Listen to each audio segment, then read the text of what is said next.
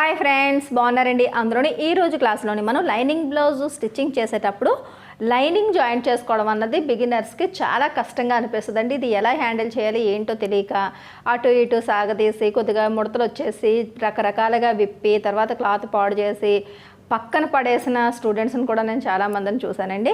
అలా కాకుండా సింపుల్ మెథడ్లోని మనం ఊరికే ఎక్కువగా ఇదేదో పెద్ద వర్క్ అని చెప్పేసి అనవసరంగా గట్టిగా పట్టుకొని క్లాతులు లాగడాలు కొద్దిగా ఎక్కువ శ్రమ పడడాలు ఇలాంటివి చేయకుండా సింపుల్ మెథడ్ తెలుసుకున్నారు అంటే మీకు ఈజీగా ఉంటుంది. దానికోసం ఏమీ లేవండి. చూసారు కదా, పెరల్ పిన్స్ అని చెప్పేసి నేను చాలాసార్లు చూపించాను. వీటి వల్ల ఏంటంటే మనకి కటింగ్ చేసినప్పుడైనా సరే, ఒకవేళ బిగినర్స్కి మీరు కటింగ్ చేస్తున్నప్పుడు అది సిల్క్ క్లాత్ అయినా అవ్వకపోయినా కాటన్ అయినా సరే, ఒకవేళ లైనింగ్ బ్లౌజ్ కటింగ్ చేస్తున్నప్పుడు కానీ డిజైన్స్ మోడల్స్ ఏమైనా స్టిచ్చింగ్ చేస్తున్నప్పుడు కానీ, రెండు పొరలు పట్టుకొని స్టిచ్చింగ్ చేస్తున్నప్పుడు అది జరిగిపోతుంది అన్న డౌట్ వచ్చినప్పుడు కానీ, అలాగే లైనింగ్ జాయింట్స్ కానీ ఇవన్నీ ఇవి వాడచ్చు అనమాట. ఇవి ఓన్లీ మన టైలరింగ్ కోసమే ఇది తయారు చేసిన మెటీరియల్. ఇవి చూసారు కదా, ఇలా రౌండ్గా ప్లాస్టిక్ ఉంటుందండి. ఇక్కడ హోల్స్ ఉంటాయి, దీంట్లోని పిన్స్ అన్నవి ఇలా పెట్టుంటాయి. ఈ చివరిని బాల్ ఉంటుంది అనమాట ప్లాస్టిక్ది, ఎందుకంటే మనకి అక్కడ ఆగడం కోసం. సరేనండి, గుండు సూదుల్లాగా ఉంటాయన్నమాట. ఇది మహా అయితే 15 రూపాయలు 20 రూపాయలు, ఇంకా కొద్ది పెద్ద సర్కిల్ అయితే కనుక 35 రూపాయలకి దొరుకుతుంది అంతే. ఇలాంటివి ఒక 2-3 కొని పెట్టుకున్నాము అంటే కనుక చాలా బాగుంది. ఒక్కటి కొన్నా సరే సరిపోద్ది అంతే తప్ప మనం ఐరన్ చేసేసి ఇచ్చేసి గమ్ములు అంటించి ఇలాంటివి అయితే చేయకండి, బ్లౌజులు పాడైపోతాయి. ఒకటి ఐరన్ చేసినప్పుడు గట్రా సిల్క్ క్లాత్లు గట్రా అయితే కనుక ఇలా పట్టుకున్నాము అంటే కనుక వెంటనే ముడుచుకుపోద్ది అనమాట. ఇంకప్పుడు మీరు ఏమీ చేయలేరు. శారీలో వచ్చిన బ్లౌజ్ పీస్ అలాంటి మిస్టేక్ చేస్తే అది మీరు ఎక్కడ ఏ షాప్లో దొరికినా మళ్ళీ సేమ్ అలాంటి శారీ కొంటేనే తప్ప ఆ బ్లౌజ్ని మీరైతే అరేంజ్ చేయలేరనమాట. అలాంటి పొరపాట్లు మీరు చేయొద్దు, సరేనా. ఇప్పుడు నేను ఇక్కడ బ్లౌజ్ని ఇక్కడ స్టిచ్చింగ్ చేద్దాం అనుకున్నప్పుడు ఏది రైట్ సైడ్ ఏది రాంగ్ సైడ్ అనేది చూడండి. ఫస్ట్ మనం ఒరిజినల్ పీస్ని రైట్ వైపు ఫోల్డ్ చేసామా రాంగ్ వైపు ఫోల్డ్ చేసామా. రాంగ్ వైపు ఫోల్డ్ చేస్తే అన్ని పీస్లు కూడా మీకు రాంగ్ అనేది పై భాగం వైపుకి ఉంటుంది.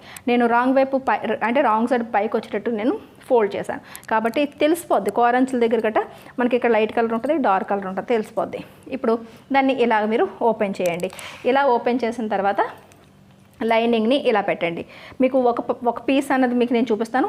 ఆ తర్వాత అన్ని పార్ట్లు కూడా ఫటాఫట్ మనం అలాగే మీరు మార్కింగ్ ఈ పిన్నులు పెట్టేసుకోవచ్చు అనమాట. ఇక్కడ ఫస్ట్ ఎప్పుడూ కూడా ఫ్రంట్ పార్ట్ అన్నా బ్యాక్ పార్ట్ అన్నా సరే నెక్ని అడ్జస్ట్ చేసుకోవాలి. ఈ నెక్ సెంటర్ పాయింట్ ఉందా లేదా చూసుకోండి. తర్వాత ఈ మెడ పార్ట్ని ఫస్ట్ మీరు అడ్జస్ట్మెంట్ చేసుకుంటే చూసారు కదా, ఆటోమేటిక్గా ఆమ్ రౌండ్ ఏంటి మొత్తం ఈ నడుము ఏంటి అంతా కూడా మీకు ఈజీగా సెట్ అయిపోద్ది. ఈ పిన్నులు తీసుకుని ఈ పిన్స్ని ఫస్ట్ ఇక్కడ సెంటర్లోని మరీ అంచుకు కాకుండా కొద్దిగా దూరంగానే పెట్టుకోండి. ఎందుకంటే ఇక్కడ కుట్టు వస్తుంది కదా, ప్రతిసారి కుట్టుకి మనకి మిషన్ సూది కిందకి వచ్చిందంటే కనుక ఈ నీడిల్ తగిలి మిషన్ నీడిల్ విరిగిపోద్ది అనమాట. అందుకని కొద్దిగా ఇలా దూరంగానే ఇలా సెంటర్లోని ఫస్ట్ ఇలాగే పిన్నులు పెట్టుకోండి. ఆ తర్వాత ఇలా షోల్డర్ దగ్గర ఇలా పిన్ ఇలా పెట్టి మళ్ళీ పైకి ఇలా తీసుకొచ్చేస్తే ఈ బాల్ ఉండడం వల్ల ఇక్కడ మీకు అంటే జారిపోకుండా అలా అక్కడ పట్టుకుని క్లాత్ని ఉంటుంది అనమాట.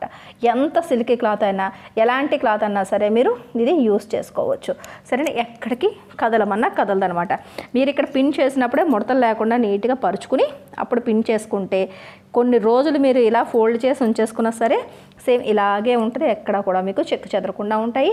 పార్ట్స్ కూడా ఈ ముక్కలు కూడా మీకు ఎక్కడ కూడా మిస్ కాకుండా ఉంటాయి, సరేనండి.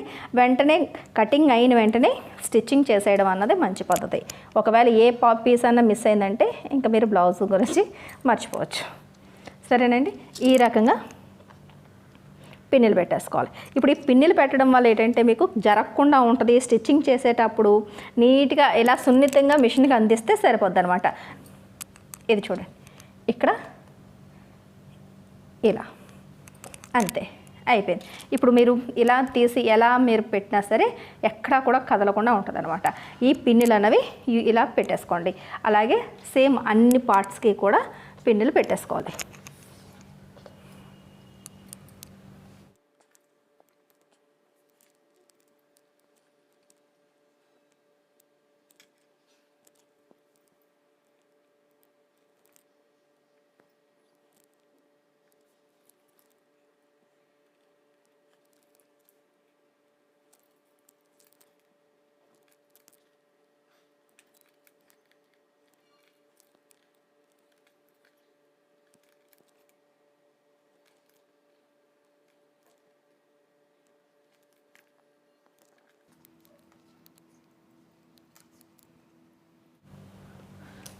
ఇప్పుడు షేప్ బెల్ట్ దగ్గరికి వచ్చినప్పుడు కూడా సేమ్ ఇలా రైట్ సైడ్ వైపు ఇలా షేప్ బెల్ట్ని ఇలా పెడతారు.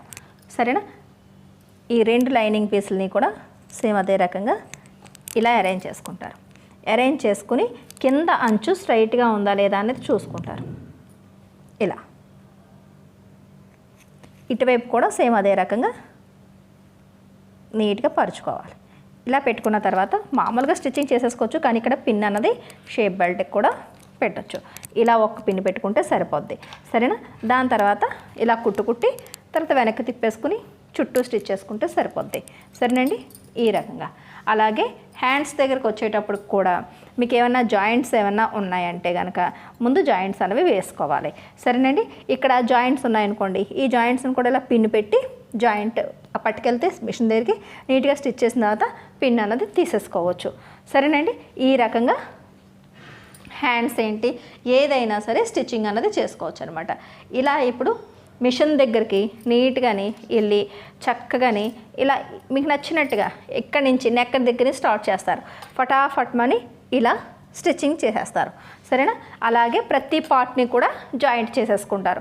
ఆ తర్వాత మనకి నార్మల్గాని ఈ ఎక్స్ట్రాగా ఉన్న ఒరిజినల్ పీస్ని కటింగ్ చేసేసుకుని ట్రిమ్ చేసేసుకుని తర్వాత మనం పార్ట్స్ని ఎలా మనం బ్లౌజ్ స్టిచ్చింగ్ చేసుకోవాలి, డాట్స్ ఎలా వేసుకోవాలి, ఇవన్నీ కూడా ప్రాసెస్ అన్నది స్టార్ట్ చేసేస్తాం. చూసారు కదండి? ఈ రకమైన పద్ధతిని అన్నది మీరు పాటించాలి. అంతే తప్ప ఏదో మనకి ఏదో గమ్ములు అంటించేసి లేదనుకుంటుంటే ఏదో ఐరన్ చేసేసుకుని ఏంటేంటో కొంతమంది ఏమో చేతి కుట్లు వేసుకుంటారు. ఇవన్నీ కూడా టైం వేస్ట్ అన్నది చేసుకోకూడదు. ఈ పిన్ సిస్టమ్ అన్నా సరే మీకు బిగినర్స్కి ఒక 10-15 బ్లౌజులు స్టిచ్చింగ్ చేసే వరకు మాత్రమే. ఇంకా తర్వాత ఎంత సిల్క్ క్లాత్ అయినా సరే ఈ పిన్స్ కూడా అవసరం లేదు. పిన్స్ లేకుండానే ఇలా పట్టుకుని నీట్గా చేత్తోనే మనం హ్యాండిల్ చేసుకుని మిషన్కి అందించే ప్రాక్టీస్ అన్నది చేయాలి. అసలు నార్మల్గా చెప్పాలంటే లైనింగ్ బ్లౌజ్ని లైనింగ్ జాయింట్ చేసేటప్పుడు ఏవి కూడా సపోర్ట్ తీసుకోకుండానే మనం పర్ఫెక్ట్గా ఫటాఫట్ మన స్టిచ్చింగ్ చేసుకోగలిగితేనే మనకి వర్క్ అన్నది ఫాస్ట్గా అవుతుంది. అంతే తప్ప మిగతా ప్రాసెస్లు గమ్ములు పెట్టుకొని ఇవన్నీ అంటే కనుక అంచుల దగ్గర టైట్ అయిపోద్ది. దాని తర్వాత మనకి గుచ్చుకుంటూ ఉంటాయి. ఐరన్ చేసినప్పుడు చేసి ఏదైనా అంటుకుపోయిందంటే కనుక ఇంకా బ్లౌజ్ని తీసుకెళ్ళి పక్కన పాడేయడమే తప్ప ఇంకేమీ చేయలేం. అలాంటి అని నా ఉద్దేశం అండి. నేను చెప్తున్నాను, మీకు ఎలా ఇష్టం అనుకుంటే అలా మీరు చేయొచ్చు. కాకపోతే చెప్పే బాధ్యత నాకుంది. చాలామంది అడుగుతున్నారనమాట, దానివల్ల ఏమైనా ప్రాబ్లమ్స్ వస్తాయా ఏంటని చెప్పేసి అడుగుతున్నారు. ప్రాసెస్ ప్రతి టైలర్కి కూడా ఈ టైలర్స్ టూల్స్ ఉన్నాయండి. ఇవి యూజ్ చేసుకుని మాత్రమే మనం వర్క్ని స్టార్ట్ చేసుకోవాలి. ఇది బిగినర్స్ స్టేజ్ అనమాట. దీని తర్వాత పిన్నులు తీసేస్తే మనం లైనింగ్ జాయిన్ చేయడం నేర్చుకోవాలి. ఒక్క సిల్క్ క్లాత్కి మీకు ఇబ్బంది అనిపిస్తే మాత్రమే యూజ్ చేసుకోవాలి. మిగతా క్లాతులకి శారీలో వచ్చిన చాలా రా సిల్క్లు అవి ఇవి వస్తాయి కదా, వాటికైతే ఈ పిన్నులు కూడా అవసరం లేదు. సరేనండి? ఈ రకంగా మీరు ప్రాక్టీస్ చేయండి. మీకు పర్ఫెక్ట్గా బ్లౌజ్ ఫాస్ట్గా వర్క్ అయిపోద్ది. వీడియో నచ్చినట్లయితే కనుక ఒక లైక్ ఇవ్వండి. మన అమ్మ ఫ్యాషన్ వాళ్ళ ఛానల్ని సబ్స్క్రైబ్ చేసుకోవడం మర్చిపోకండి. మళ్ళీ నెక్స్ట్ క్లాస్లో కలుద్దాం.